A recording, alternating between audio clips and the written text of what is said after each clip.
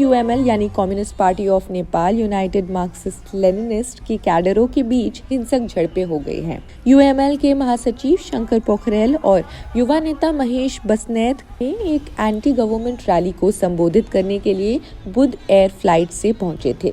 जैसे ही उनकी सैकड़ों जेनजी युवा एयरपोर्ट पर इकट्ठा हो गए और UML के खिलाफ नारे लगाने शुरू कर दिए। देखते ही देखते दोनों के बीच भिड़ंत हो गई। इसके बाद पथराव मारपीट से माहौल भी बिगड़ गया। प्रशासन ने स्थिति बिगड़ते ही कर्फ्यू लगा दिया।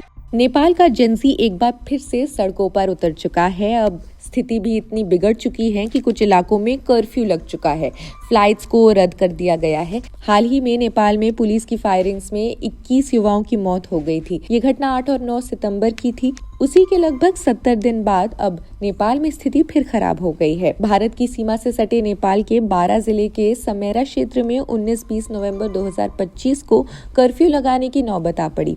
यहाँ कर्फ्यू लगने का कारण एक बार फिर से जेनजी यानी कि युवाओं का एक प्रोटेस्ट है और CPN-UML यानी communist party of Nepal United Marxist Leninist की कैडरों के बीच हिंसक झड़पें हो गई हैं। UML के महासचिव शंकर पोखरेल और युवा नेता महेश बस्नेत ने एक एंटी गवर्नमेंट रैली को संबोधित करने के लिए बुध एयर फ्लाइट से पहुंचे थे। जैसे ही उनकी सैकड़ों जेनजी युवा एयरपोर्ट पर इकट्ठा हो गए और UML के खिलाफ नारे लगाने शुरू कर दिए। देखते ही देखते दोनों के बीच भिड़ंत हो गई। इसके बाद पथराव मारपीट से माहौल भी बिगड़ गया। प्रशासन ने स्थिति बिगड़ते ही कर्फ्यू लगा दिया। बारा के जिलाधिकारी धर्मेंद्र कुमार मिश्रा ने ये कहा कि दिन के 1 बजे से 8 बजे रात तक पीस और सिक्योरिटी को लेकर कर्फ्यू लगा दिया गया है। नेपाल में आज हिंसा की खबरें हैं। कई जगह आगजनी हिंसा के समाचार भी आ रहे हैं। इसी टकराव से बुध एयरलाइंस की सभी घरेलू उड़ानें भी रद्द हो गई हैं। UML के नेता सेमरा लौटने के बजाय काठमांडू वापस चले गए हैं। जेनजी लीडर पुरुषोत्तम यादव ने द हिमालयन टाइम्स से बात करते हुए जानकारी दी, मैं CPN-UML नेताओं और कैडर द्वारा सेमरा में युवाओं यानी कि जेनजीज पर किए गए अमानवीय हमलों पर गहरा गुस्सा जता रहा हूं और कड़ी निंदा भी करता हूं।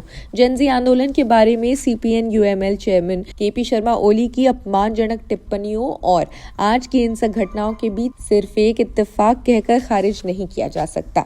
अब पुरुषोत्तम यादव ने आगे ये भी जानकारी दी कि शांति और सकारात्मक तरीके से बदलाव का सपना लेकर आगे बढ़ रहे युवाओं पर की गई हिंसा सिर्फ लोगों पर हमला नहीं है, ये डेमोक्रेटिक मूल्यों और नागरिकों के अधिकारों पर एक गंभीर हमला है। उन्होंने कहा कि युवाओं की आवाज को चुप कराने, धमकाने या हिंसक तरीके से दबाने की कोई भी कोशिश डेमोक्रेसी का खुला अपमान है। गृह मंत्रालय ने जानकारी दी, सेमरा में हालात धीरे धीरे नॉर्मल भी हो रहे हैं। गृह मंत्रालय ने आगे कहा, लोकल एडमिनिस्ट्रेशन हालात को कंट्रोल करने में लगी हुई है। नॉर्मल हालात बहाल करने के लिए सभी जरूरी कदम उठाए जा रहे हैं। गृह मंत्रालय के अनुसार सिक्योरिटी बनाए रखने और तय तारीख पर चुनाव कराने के लिए सभी स्टेक होल्डर्स के बीच आपसी बातचीत, कोऑर्डिनेशंस और कोऑपरेशन बहुत जरूरी है। इसलिए सभी पार्टियों से उम्मीद की जा रही है कि वे लोकल एडमिनिस्ट्रेशंस के साथ मिलकर शांति से और सही तरीके से अपने अपने प्रोग्राम्स कंडक्ट करें।